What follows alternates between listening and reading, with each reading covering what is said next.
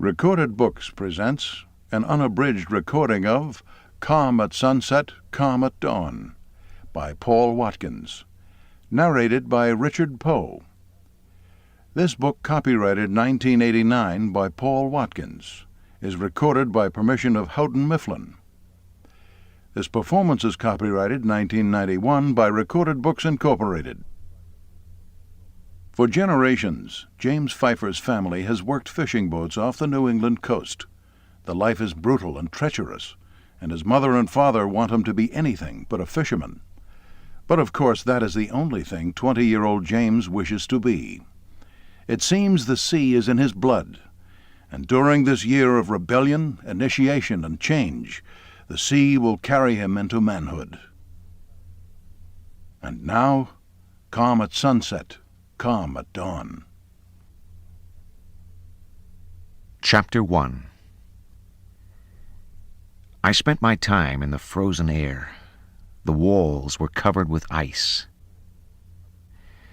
I sat on a wooden crate, staring through a thick plastic curtain that separated me from the rest of the East Bay fish packing plant.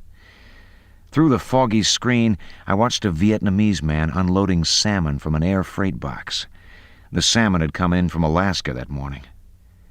The man lifted each silver-gray fish from the ice and set it in a plastic tub.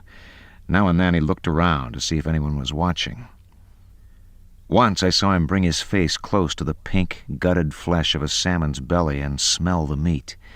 I knew what he was thinking. When he came to the last box, he set one big salmon aside. When he thought no one would notice, he cradled the fish in his arms and crept out of the warehouse. The floor manager let the Vietnamese man get 10 paces into our parking lot. Then he grabbed a mop and chased him across the compound, out into the street, past the dockside restaurants, and halfway up the main road out of Galilee. All this time he was slapping the man with the mop. Finally, the Vietnamese dropped his fish on the hot black road and kept running. The floor manager walked back with the salmon. He smoothed away the dirt as if the silver scales were coins that needed polishing. Then 2 trawlermen dragged a swordfish off one of the boats. The first man held its tail and the other gripped it by the sword. They heaved the fish onto a cutting table and fed it to a bandsaw. I watched the swordfish turn into a puzzle of steaks. The cutter set its severed head upright on the floor, sword pointing at the ceiling. A boy weighed the fillets and packed them into tubs. In red marker he wrote down the day's date and type of fish. The boy had to stand on a box while he worked.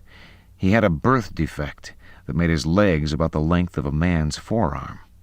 Normal feet, normal upper body, but his legs were stumps, taken up mostly by the chubby balls of his knees. I had the worst job at the East Bay plant. I sat in the freezer all day, preparing orders for shipping. Even in a heavy jacket, I was always cold. I had instructions to wipe off the old dates marked on the tubs of fish and replace them with today's date. That way the market receiving their order thought they were getting fish fresh off the boat. Sometimes the tubs had been sitting there for weeks. On the cardboard shipping boxes was a picture of a trawler hauling in its nets, and below that the East Bay motto, "Always fresh today." The floor manager said if I ever told anyone about changing the dates, he would beat me up and fire me and make sure I never found work on the docks again. I rode the bus home to Narragansett each afternoon at 5, my palms smeared red with ink. Everything I owned smelled of fish. Clothes I'd never worn to the plant smelled of fish. Fish scales fell out of my hair each time I scratched my head. Even after showering and washing and combing, they still flickered down onto my shoulders. To keep listening to this audiobook, I've left you a link in the description so you can do it, at no cost thanks to Audible's 30-day free trial.